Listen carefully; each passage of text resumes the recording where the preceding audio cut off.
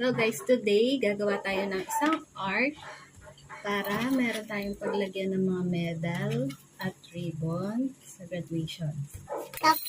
Tapos na po itong isa.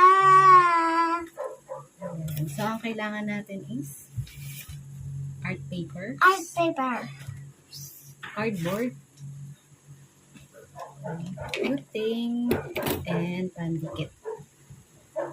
Ayan. So, kanina may nasimulan na ako. So, ito na nga yung natapos ko.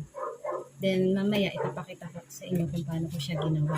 So, ngayon, si Sam, nagdidikit na siya ng art para sa lalagyan nitong mga medal. Ayan. Just watch her. Okay. So, ito na po ang gagawin namin. Princess. Yan. Gagawin naman natin ay pony. So, guys, ang ganda po ng pony. Puro colors po siya. Saan natin lalagay ito?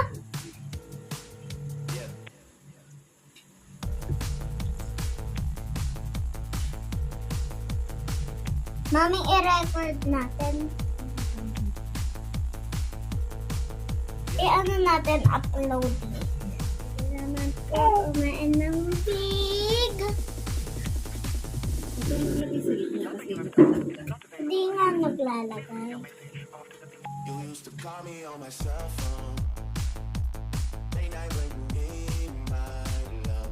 Call me on my cell phone. Late night when you need my love. And I know when that Ba't ginawa? Ay, nakalayan. Ano pa yan?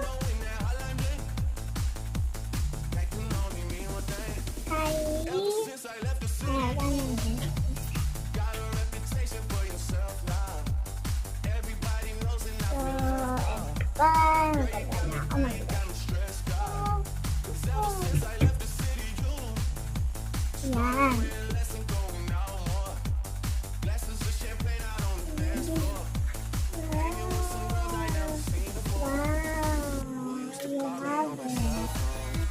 Wow! Magugupit po tayo. Ano ito ba? Binigyan pa. Ayan.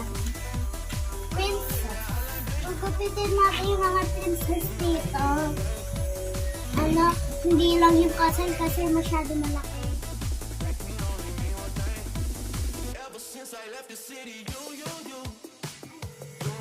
Ayan. Princess. Feel like I did you wrong. Going places where you don't belong. Ever since I left the city, you got exactly what you asked for. Running out of pages in your passport. Hanging with some girls I've never seen before.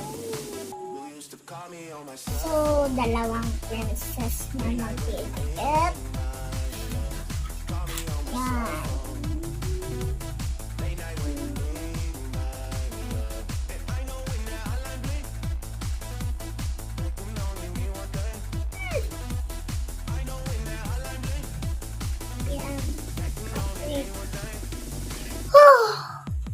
Ang cute namin ito. So, eto na po ang itsura nun. Yay!